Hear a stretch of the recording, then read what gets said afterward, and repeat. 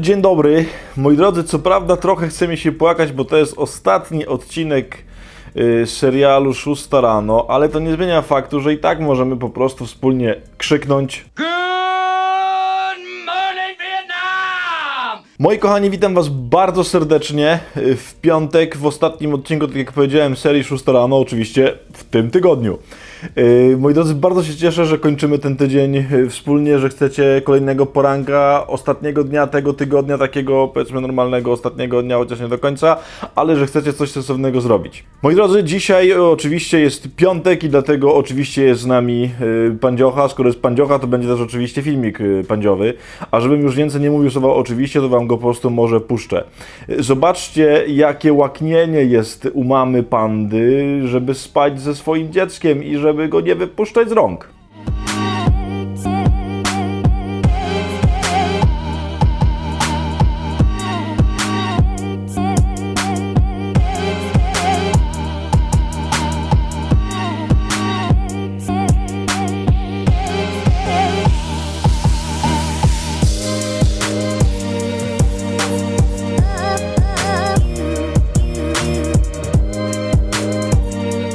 Moi drodzy, to rozumiem. Ta natura pandziowa to jest właśnie to, co mnie tak bardzo do tych pand przyciąga. Pandy są po prostu obrazem jakby Boga samego. Przepraszam, jak to absurdalnie brzmi, ale taka jest prawda.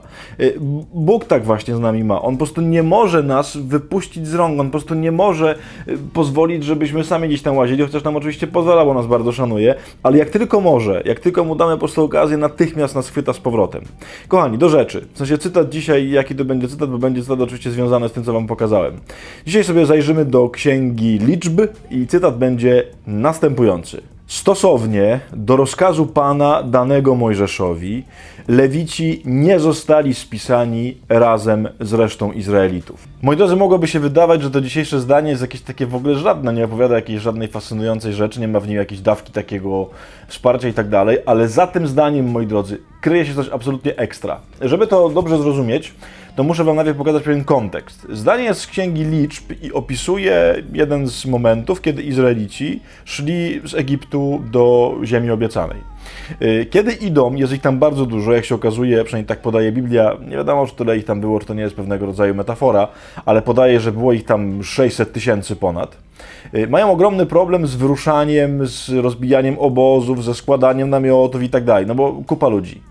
Więc Mojżesz, że tak powiem, rozkazany przez Pana, w sensie, który dostał rozkaz od Pana, wymyśla pewien system, jak to zrobić. W sensie liczą tam, ile w danym pokoleniu mają ludzi, jakie mają wojska, jakie mają tam namioty i tak dalej i ustawiają pewien porządek. Najpierw ci się pakują, potem ci się pakują i tak dalej. Mojżesz zachowuje się, przepraszam za to porównanie, ale jak taki po prostu dobry harcmistrz, nie? Który po prostu umie ogarnąć swoją drużynę. I co bardzo ciekawe, i o tym właśnie jest ten werset, do całego tego spisu, do wszystkich tych rzeczy nie są wciągnięci Lewici. To jest takie oczywiście specjalne pokolenie, które nie miało przyznane żadnej ziemi, w ogóle swojej potem do wejścia do ziemi obiecanej. Można powiedzieć takie trochę bidoki bezpańskie, ale dlatego bezpańskie, że oni w sposób szczególny należeli do Pana. I oni mieli zapewnione, że to Pan się ma o nich zatroszczyć i też cały lud miał się troszczyć o ich byt, o ich mieszkanie, o ich jedzenie i tak dalej. Oni byli przeznaczeni na posługę, żeby specjalnie się jakby zajmowali rzeczami związanymi z kultem, z Panem Bogiem i tak dalej. Dzięki temu ludzie mieli się im odwzajemnić, odwdzięczyć tym, no właśnie, żeby zadbać o ich jakieś tam normalne potrzeby życiowe. I kochani, ja to zdanie absolutnie kocham. Nie dlatego, że ja jestem trochę jak Lewita, bo w ogóle to trochę prawda, ja żyję z tego, co mi ludzie dadzą, ale to nie o to chodzi. Tylko dlatego, że to jest coś, co w dzisiejszych czasach, że tak powiem, bardzo się sprawdza, jeśli ktoś w to uwierzy. O co mi chodzi? Kochani, jeśli pójdziecie za dobrymi wartościami, jeśli pójdziecie za uczciwością, jeśli pójdziecie za prawdomównością, jeśli nie będziecie krętaczami, jeśli nie będziecie kraść, nie będziecie kombinować, mówiąc krótko, pójdziecie w poprzek temu, w jaki sposób ten świat mówi, że trzeba żyć, w jaki sposób trzeba zarabiać, jak się trzeba o siebie zatroszczyć, bo przecież wszyscy kręcą i wszyscy kradną, to kochani, zostaniecie odstawieni na boczny tor, nie oszukujcie się. Jeżeli będziecie wierni Panu Bogu i wierni Jego przykazaniom, będą mówili, że jesteście po prostu oszołomami ze średniowiecza. Ludzie będą was traktowali niepoważnie, nie będą chcieli z wami przebywać, nie będą chcieli was słuchać, będą was mieli za po prostu takich w ogóle wariatów, debili życiowych. Uwaga! I bardzo dobrze. Dlatego, że to pokolenie, które z pozoru wydaje się być wyłączone spoza takiego normalnego obiegu, jest w największej trosce Pana Boga. I nie chodzi mi o to, że Pan Bóg się, że tak powiem, o jednych troszczy bardziej, o innych mniej. To zupełnie nie ta kategoria myślenia. Tylko, kochani, nie bójcie się tego, że was może ten świat w związku z waszą wiarą, z waszymi wartościami, albo z dobrem, które chcecie robić, albo z waszym sposobem myślenia, który macie, że ten świat chce was odstawić na bok, że jakby jesteście odsunięci na boczny tor. I nie ma co krzyczeć o Boże, dlaczego tak jest, bo tak jest super.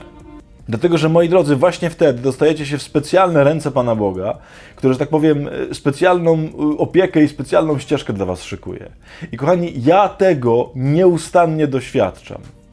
Ja naprawdę, i to już mówiłem wam o tym w 1000 różnych konferencjach i tak dalej, doświadczam po prostu od Pana Boga nieustannego zaopiekowania mną. Dlaczego? Dlatego, że bardzo chcę pójść za nim i bardzo chcę być wierny temu, co on mówi. Oczywiście wychodzi tak, jak wychodzi, ale się staram. I on nawet na to moje po prostu marne staranie tak odpowiada.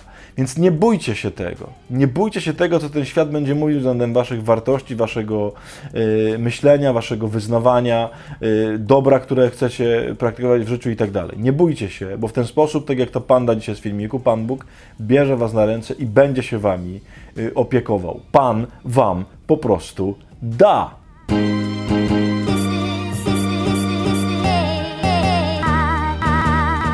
No dobrze, kochani. To tyle by było w tym tygodniu. Widzimy się w poniedziałek i w poniedziałek będzie ostatni tydzień serii 6 rano, a teraz to już nie żartuję. Ostatni przed Adwentem, w takim sensie, bo w Adwencie będą nowe, inne rzeczy, zobaczycie. Takie dosyć ciekawe, nowe, stare, no zobaczycie. Będzie fajnie. Więc widzimy się jeszcze w przyszłym tygodniu przez 5 odcinków i za tydzień w piątek powiem już naprawdę bardzo na serio, że piątek to jest ostatni odcinek 6 rano, przynajmniej w Adwencie. Znaczy przed Adwentem. Kochani, tyle. Pozdrawiam was serdecznie. Miejcie najlepszy dzień. Z Bogiem trwajcie, bo On wam da. Pozdrawiam serdecznie. Pa!